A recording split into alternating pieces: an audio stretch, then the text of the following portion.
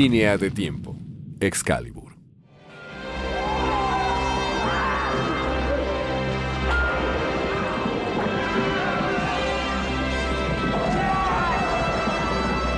Abrió las puertas para nombrarlas todas, para decir, ahí están los personajes, inciden y cuenta los momentos en los que conectan con la historia. Es un tema recurrente en la literatura, en el cine, que volverá en otra nueva versión y volverá en otra nueva versión, y que tal vez desde el año del 81 no tengamos una tan acabada. En 1981 se estrenó el film Excalibur, dirigido por el realizador británico John Boorman, quien abarcó en su obra la leyenda del rey Arturo en su totalidad. El mito de Arturo ha sido transmitido durante varios siglos a través de la literatura escrita y otras artes como la pintura y el cine. La leyenda del rey Arturo es una de las leyendas más complejas, más completas que tienen toda la saga de los cantares de juglares de la Edad Media. Es un mito que oscila, como se le ha mencionado, con dos de las funciones básicas que serán importantes en Occidente. Por un lado, tiene que ver con la elaboración de los mitos. Ha desempeñado también esta función histórica, que ha sido la legitimación incluso de los monarcas, de los reyes. El ciclo del rey Arturo ha sido reescrito en innumerables ocasiones, destacando en la cultura y el arte del Reino Unido. Aproximadamente entre 1200 y 1300, más o menos, se escriben, pero eso quiere decir que ya tenían 200, 300, 400 años contando. Geoffrey de Monmouth, en Historia Regnum Britanniae, menciona ya en la historia de los reyes de Inglaterra la posible existencia de un héroe, de un rey, que dio origen a la leyenda del rey Arturo. Norris Lacy señala que la leyenda ha sido renovada a través del tiempo, sufriendo modificaciones que le dan vida y la actualizan. Entonces, el ciclo artúrico es un conjunto de muchas historias en donde cada una tiene su peso, su desarrollo, sus propios personajes. A través de un extenso estudio, Boorman reúne en su película algunos elementos utilizados previamente en el cine, así como fuentes literarias y representaciones pictóricas, según un estudio de San Mateo Martínez. Desde Geoffrey de Monmouth, del 1136 al 38, pasando por todos los textos de Chrétien de Troyes hasta la muerte del rey por Sir Thomas Malory en 1486. Como una de las historias más antiguas, la leyenda ha encontrado eco en las más diversas culturas y países del mundo. Lo que hago es un diálogo con el ser interno mío que tiene no la edad cronológica que podamos tener, sino que tiene 40 siglos de andanza y se va a emocionar con lo mismo que se emocionaba otro. Reaccionaremos diferente, viviremos de una manera diferente la maravilla, pero en el fondo seguimos anhelando ese caballero. La visión romántica de la leyenda fue llevada numerosas veces a la pantalla grande desde 1906, cautivando a las más diversas audiencias.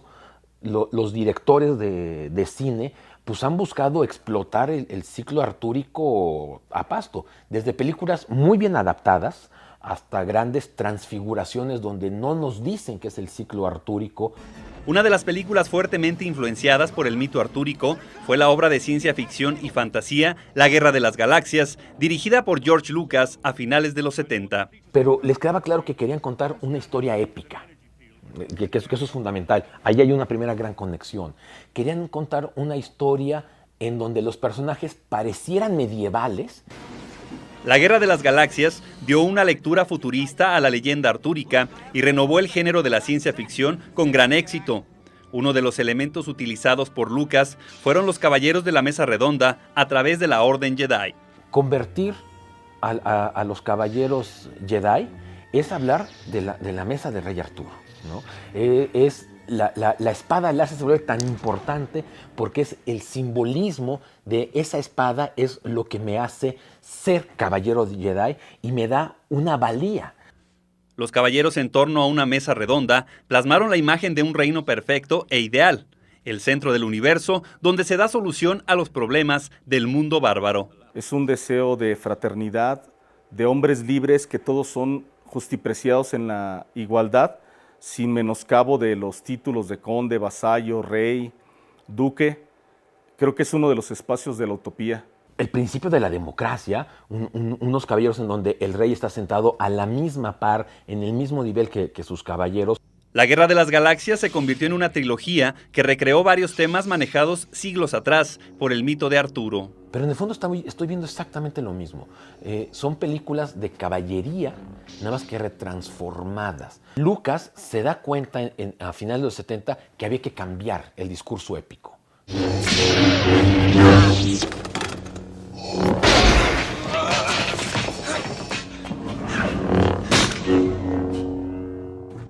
El éxito causado por el film de Lucas convenció a la productora Warner Brothers para realizar a principios de los 80 la obra de Boorman, que se ha convertido, hasta la fecha, en la película más completa sobre el rey Arturo.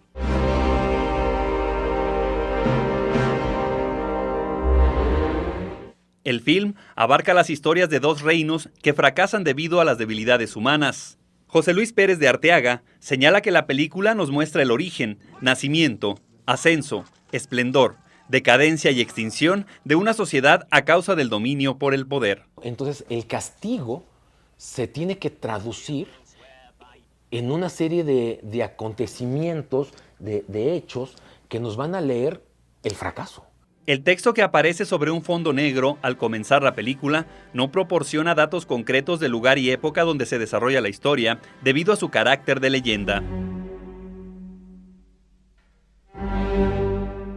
Para San Mateo Martínez, la música seleccionada para Excalibur hace referencia a temas medievales con el objetivo de recrear dicha época.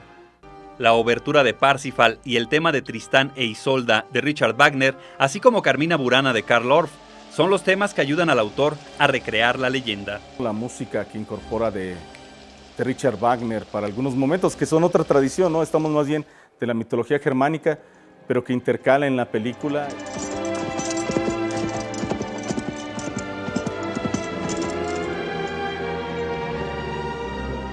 La música de Carmina Burana, con todo lo espectacular que es, junto con las bellezas de las escenas, sobre todo de las de caballería. Bueno, yo creo que fue una elección magistral de la música.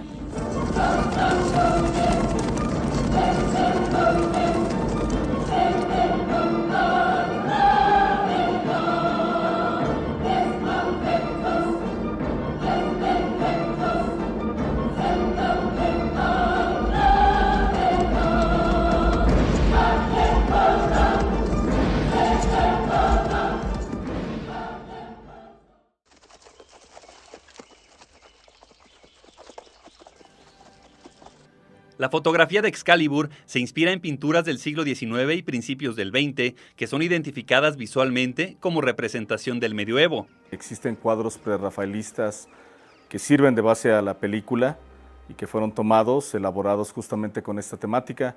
Para Áurea Ortiz y María Jesús Piqueras, el director recurrió a imágenes que existen en el imaginario colectivo para motivar la emoción del mito y la magia de la historia.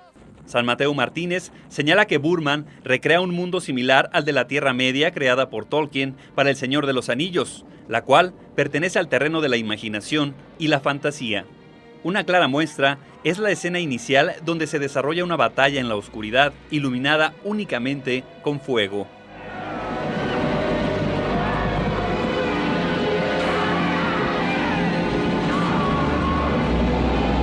Acá son muy reales las batallas entre los caballeros, entonces están revestidas de un profundo realismo y de un contenido muy explícito y muy acorde con la época.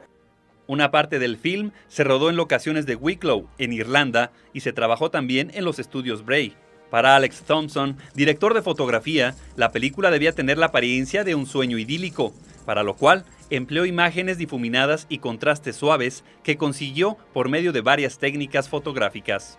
Se hace en una cascada que se encuentra en las regiones de Irlanda, donde lucha el rey Arturo con Sir Lancelot del lago. Esa escena está muy bien lograda, es en un paraje totalmente natural.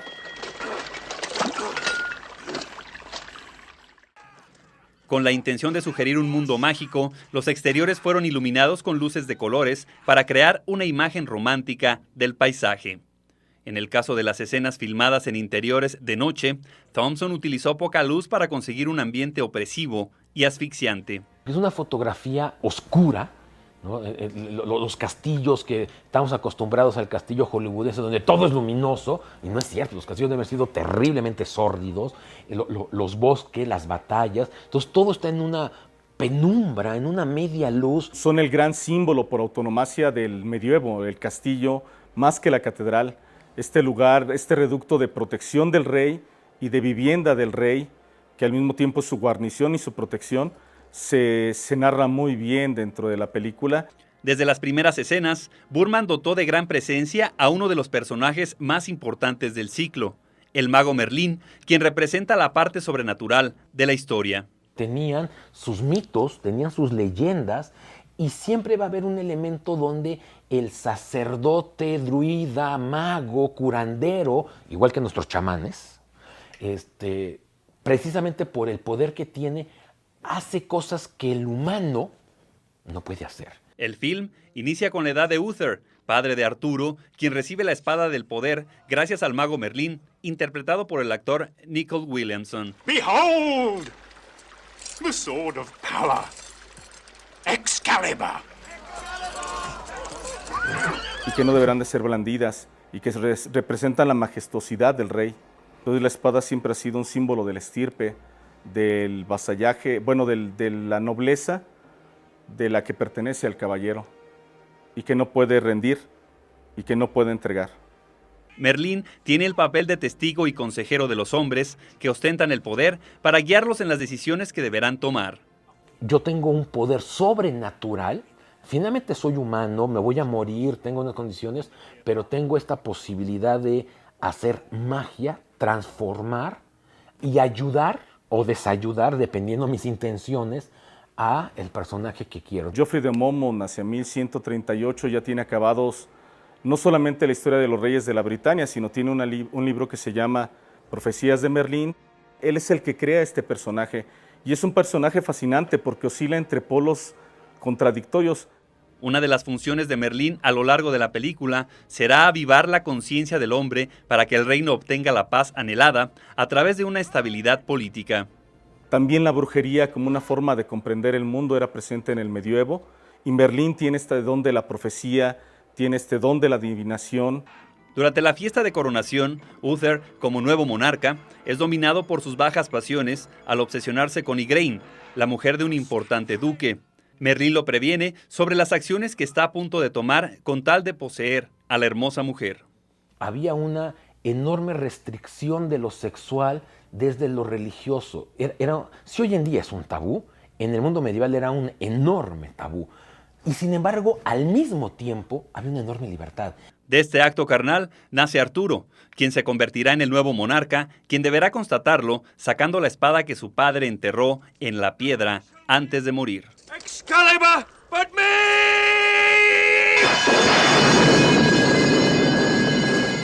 No eran poderosos como los dioses, ni siquiera eran héroes en el sentido tradicional de ser hijos de dioses y humanos, estos semidioses o héroes, en donde tenían poderes pero se iban a morir.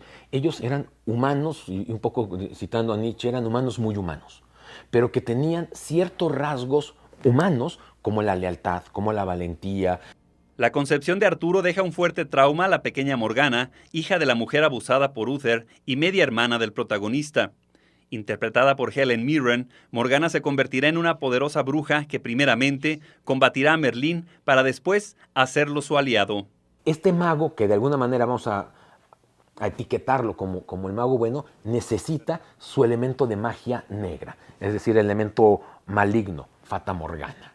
Le confecciona elementos de sortilegio, de engaño, de brebajes, de embrujo y un poder fascinante que trasciende incluso al de Merlín.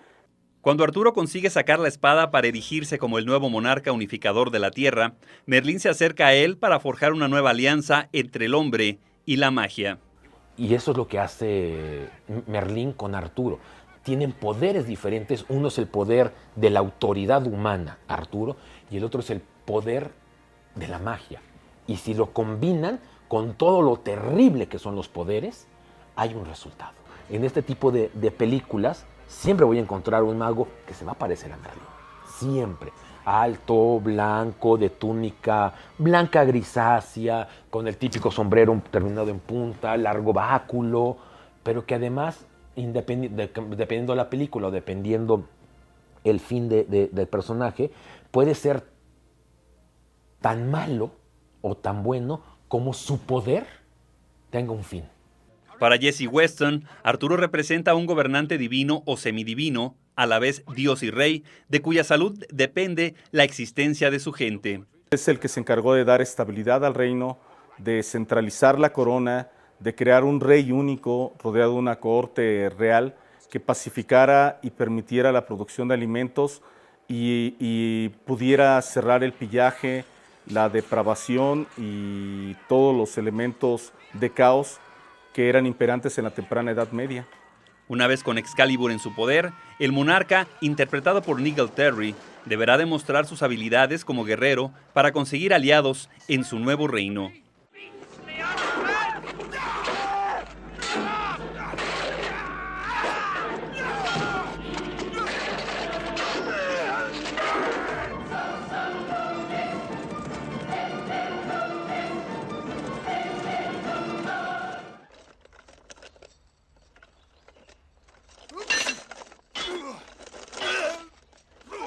Las armaduras en Excalibur fueron diseñadas para evocar la leyenda, dejando de lado la exactitud histórica.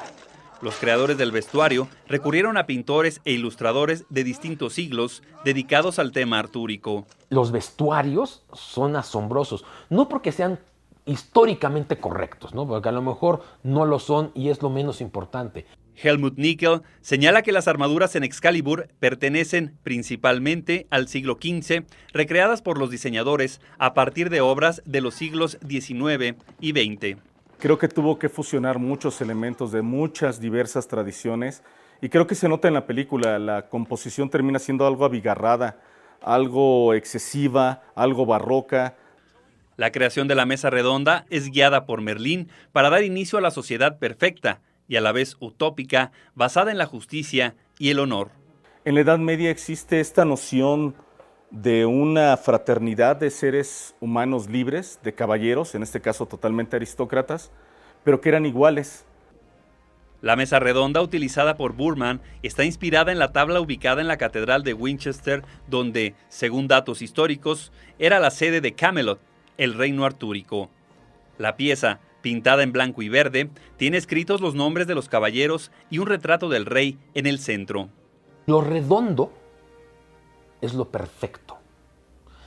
Yo creo que casi todas las culturas, sobre todo las culturas occidentales, las que venimos de la tradición grecolatina, hemos entendido que lo redondo es la perfección, de entrada desde las matemáticas. Es un simbolismo que solamente los ingleses tuvieron. En ninguna otra tradición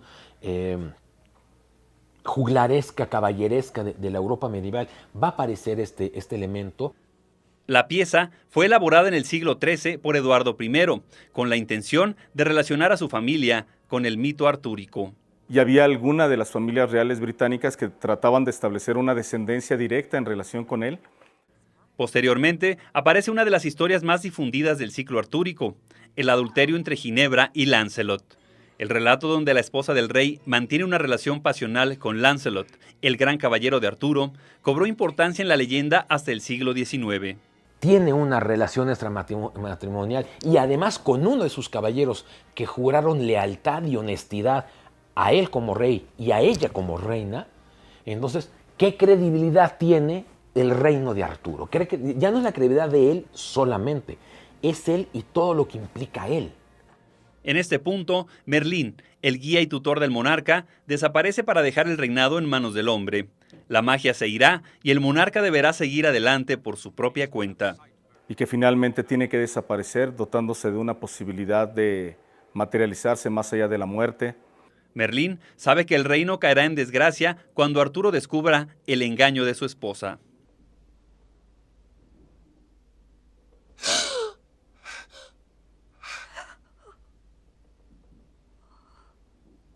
En lugar de matarlos, los exilia y él se va. Y él también se autoexilia. Entonces, lo que dice es, se genera el vacío, ¿no? Todo el poderío se destruye, se acaba. Una historia de amor es la que destruye todo. Cuando estamos acostumbrados desde siempre que las historias de amor son las que construyen. Después de presenciar a la pareja de amantes, Arturo es arrastrado por su frustración y decide abandonar el poder, destruyendo su reino y provocando la ruina de su gente. Es el rey herido, el rey flagelante, el rey menguante que está perdiendo su gracia y con la gracia la productividad y la estabilidad del país. No hay que olvidar que el rey Arturo representa 3 funciones básicas de la mitología indoeuropea. Es el rey soberano, el rey por encima de todo, es el rey guerrero por excelencia y es el rey civilizador. Otra de las historias más difundidas del ciclo artúrico es la búsqueda del Santo Grial, que para el director simboliza la búsqueda de la espiritualidad que va más allá de la vida material y puede terminar con la violencia del decadente reino. El elemento del Santo Grial va a ser un elemento importantísimo en el constructo mitológico medieval.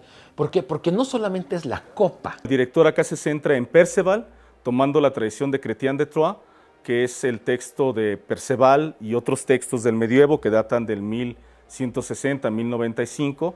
Un elemento que incluso cuando se le fue confrontado al director, él mencionó que él había optado por la vía de la mitología céltica, que había dejado por un lado la tradición de la búsqueda del Santo Grial. Para Boorman, el intento de los caballeros por vencer la violencia sin conseguirlo representa un elemento de lucha por alcanzar algo característico de las tragedias. Ya no es la espada, que es el poder, que es la guerra, que es la violencia. Ahora construyámoslo desde el Santo Grial con todos los simbolismos que podía tener, sobre todo en el constructo medieval. Love me. Love me. Forget. Morgana, la bruja negra de la historia, lleva a cabo su venganza en contra de Arturo, su medio hermano, acostándose con él para concebir a Mordred, el hijo que terminará definitivamente con el reinado en Camelot. El hombre medieval, con todas las restricciones que tenía y todos los tabúes que tenía, logra encontrar en la fantasía de la literatura la posibilidad de hacer realidad el tabú, precisamente para ver el peso que tiene de bondad o maldad del tabú. Y si los pongo en incesto, ¿qué pasa? Y si los pongo en amaciato, ¿qué pasa? Y si los pongo en traición, ¿qué pasa? Para San Mateo Martínez, el nacimiento de Mordred contiene los elementos de una película de terror muy al estilo del Dr. Frankenstein.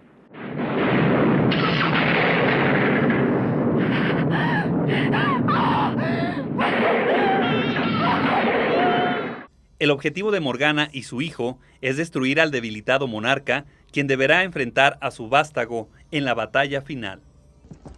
I have come to claim what is mine, father. Show yourself.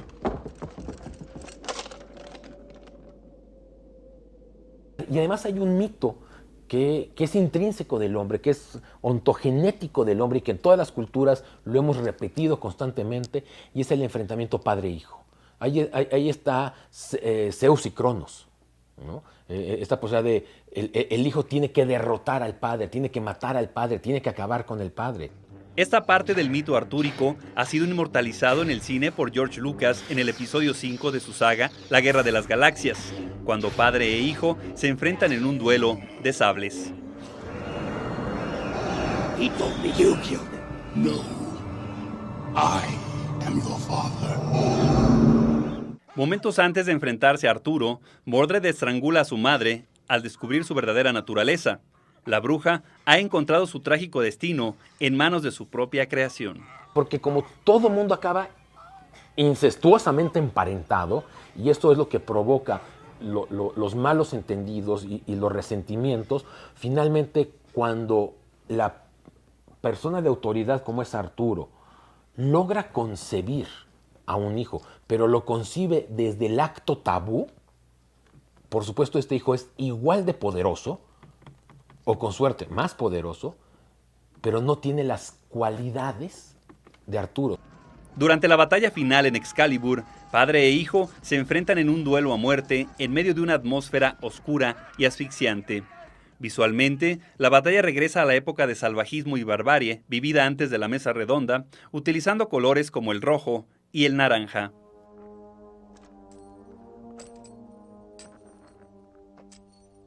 Come, father. Let us embrace at last.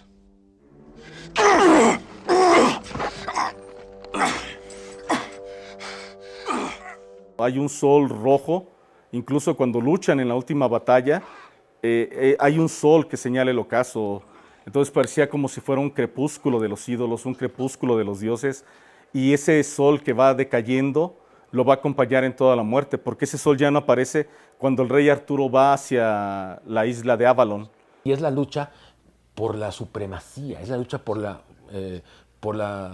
conservación, es la lucha por el nombre, ¿no? Es la lucha por el poder, las luchas intestinas entre los caballeros de a quién van a nombrar heredero, si es el hijo, si es el hijastro, si es el hijo ilegítimo, y entonces todo el mundo se mataba por ello. Obviamente las historias están empapadas, están imbuidas con ellos, era un reflejo de la realidad. Arturo regresa la espada de poder a su origen en el lago, para exiliarse en una isla de donde algún día regresará, según cuenta la leyenda. Se supone que en algún momento regresará como un rey que volverá a traer la prosperidad, que volverá a traer la paz del reino.